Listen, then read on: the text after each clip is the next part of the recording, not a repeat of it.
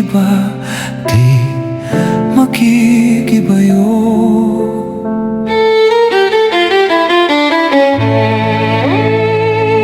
Sa isang malawak na paghahayag, dinalaan niya ang kahihinatnan ng pagkalas sa pinagmumulan ng buhay. May tingin ng lambing ang manlilikha,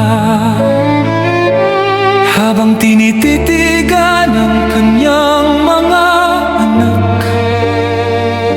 Isang tingin ng kapakumbabaan, puno ng pag-ibig, nagmamakaawa na manatili sila sa kaniyang tabi. Hindi mabilang na mga nilalang na antig sa kanyang mapagmahal na tingin ang tumugon.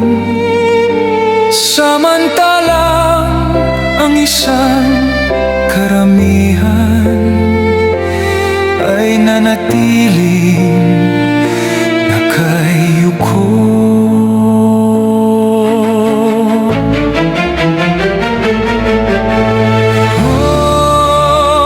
Sina Lucifer at ang kanyang mga tagasunod ay alam ang bigat ng sandaling iyon.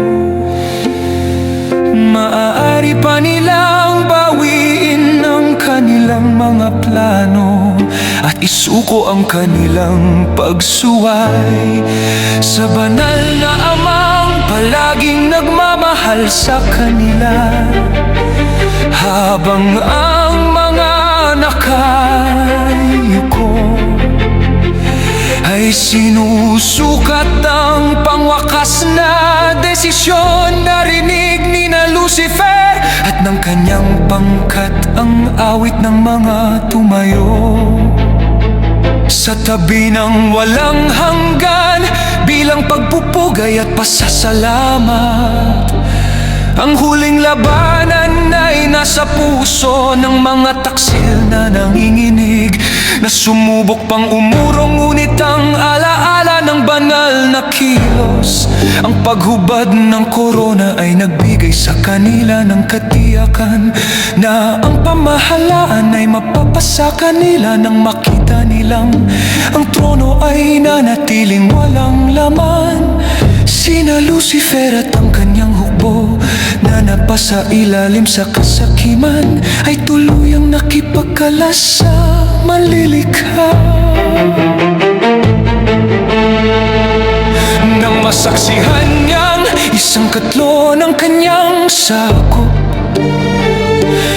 ang dumaan sa mga dibisyon ng walang hanggang paghihiwalay, pinalabas ng alahaya Yahawa ang matagal ng kirot na pumipintig sa kanyang puso, at siya'y yumukot sa hindi maaliw na pag-iyak habang minamasdan ang kanyang suwail na mga anak.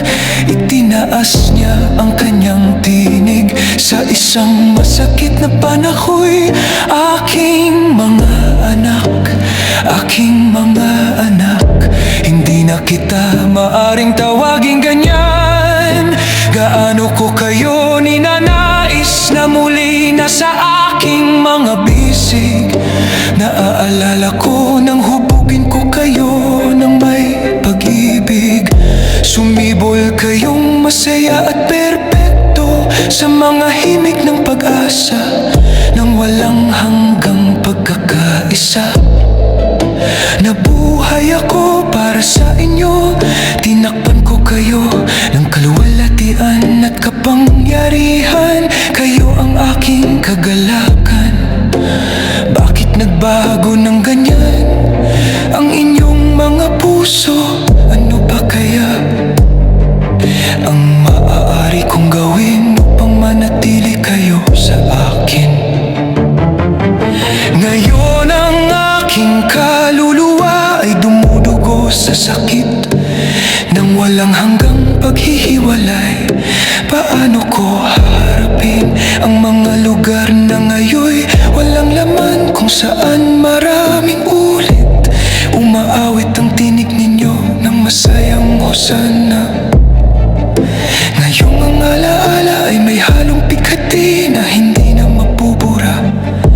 Walang hanggang pananabik ang sumasakop sa aking pag